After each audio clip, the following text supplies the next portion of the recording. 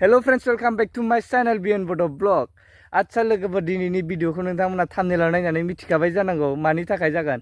थारमाने आं ओरैबायदि समायना जायगायाव दंफैयोना लोगोफोर, बेनो जाहैबाय माइ बारिनि गार्डेन। थारमाने बे माइ बारिखौथ' बिराद समायना नुयो, जों बिनि थाखायनो बिराद खस्थ' खालामबाय दैज्लाङाव। सान्दुं अखा खाथिबाय, सान्दुंखौ सान्दुं होनालासिनो अखाखौ अखा होनालासिनो बे माइ आबादखौ ओमफ्राय नायदोना बेयाव गायनायनि फिथाइया माबायदि, बेयाव बिराद मोजां सिनारिबो नुबाय जोङो दा बायदियाव।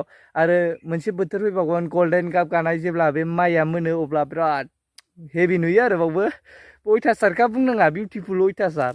अब्ला नायदो लोगोफोर बे ओरैबायदि समायना जायगानि भिउखौ।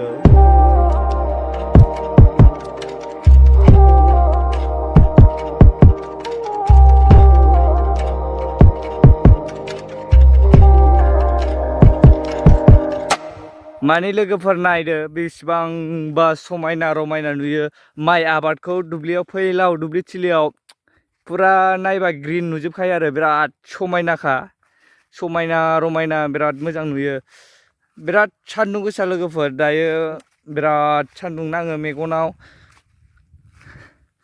नायदो आरो बेफोरनो भिउआ बिराद हेभि नुयोना, हेभेन।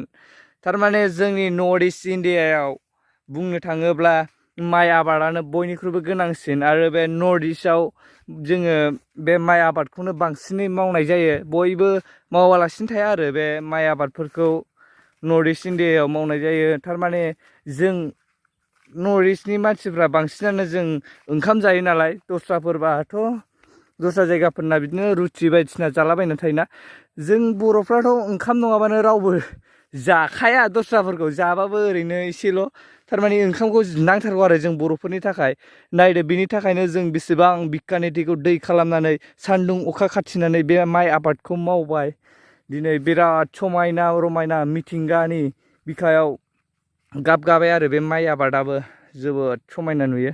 थारमाने आरो मेन खोथाया जाहैबाय लोगोफोर, बे माइ आबादाथ' जोंनि थाखाय जोबोद गोनां। मानो होनबा नर्थ इस्ट इन्डियानि मेन आबाद होनोबा माइखौनो लाजायो। थारमाने जों बर'फोरनि थाखाय जोबोदानो गोनां माइ आबादा। गुबुन हारिया गायाब्लाबो जों बर'फ्रा माइ गायालासिनो थाया दै रावबो। आरो जोंनि थाखाय ओंखाम जानायानो मेन। बे माइनिफ्रायसो जों माइरं मोनो, माइरंनिफ्रायसो जों ओंखाम संनानै जायो। नाथाय दस्रा हारिफ्रा रुथि आथा मैदा गमफोरनि बुस्थु जानो हागौ, नाथाय जों बर'फ्राथ' जाया, बेफोरबायदि जानानै थाया माब्लाबाबो। बेनिखायनो जोंनि थाखाय बे माइ आबादा सबसे गोनां, ओंखायनो जों बयबो मावो आरो जों बिनि सिनारिखौबो नुयो लोगोफोर, बिराद समायना रमायना। जोंनि सानदों नामा एसेबांबा गुवार दुब्लि, नाथाय जोंनि नङा, बे जोंनि मोनबाथ' आंबो मालिक जागौमोन ना। आच्छा लोगोफोर, मोनसे खोथाया जाहैबाय मा बुंबावनो, दानि सिख्लाफ्रा दा पुरा माइ गायनाय माबानाय होनब्लाथाय बिराद थांनो बायो, थाङा। ओमफ्राय थाङो आरो खायसे खायसे दं माइ गायनायखौ बिराद मोजां मोनग्रा।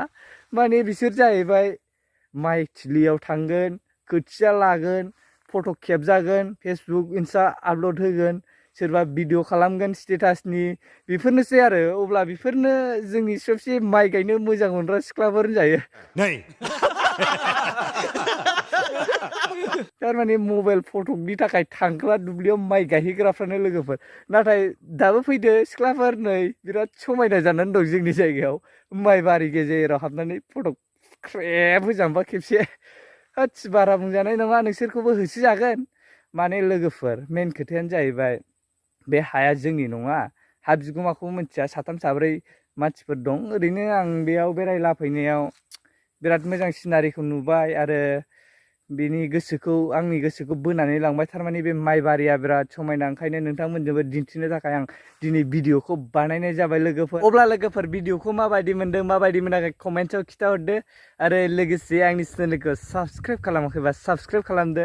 आरो अन्नानै बयबो लाइक शेयार कमेन्ट्स खालामदो। थाब थाबैनो आंनि चेनेलाबो ग्र' जालाबायथोंसै ना मा होनो। अब्ला लोगोफोर भिडिअखौ बावनो फोजोबनाय जाबाय। बाय बाय।